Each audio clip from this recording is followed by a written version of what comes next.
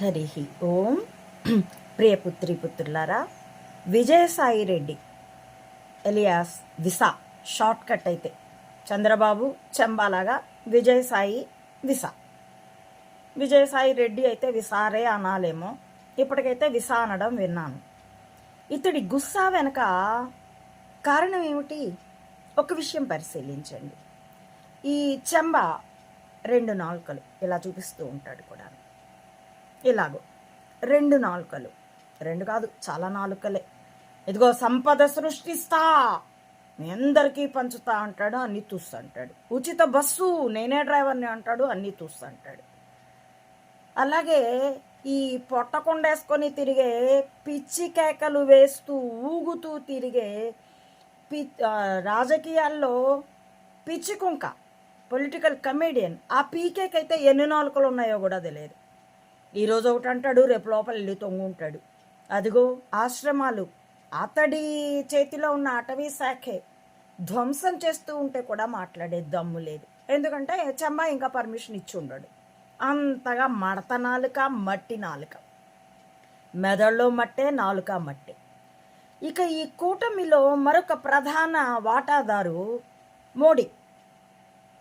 అతడైతే కొన్నేళ్ల క్రితం the chief minister of Andhra Pradesh and his son అంటూ చెంబాని, చెంబా కుమారుణ్ణి విమర్శించిన వాడు ఈరోజు మళ్ళీ వాళ్ళతో కుమ్మక్కు, జట్టు, పొత్తు, ఎన్నికల్లో పొత్తు, వాగ్దానాల్లో మాత్రం మద్దతు లేదట.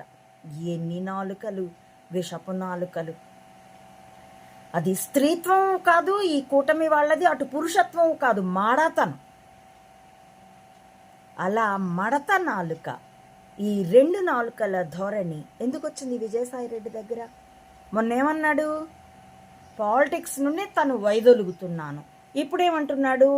మళ్ళీ వెనక్కి వచ్చి తాను వైదొలగడానికి ఈ రాజకీయం కారణము, జగన్ కోటరీ, చివరికి జగన్ భార్య కూడా జగన్కి కోటరీనే అంటూ చెబుతూ, ఇక రేపో మాపో షర్మిల, ఆ బేషరం షర్మిల జతను నిలబడిన, అంతకంటే దిగజారినా కూడా ఆశ్చర్యపోను.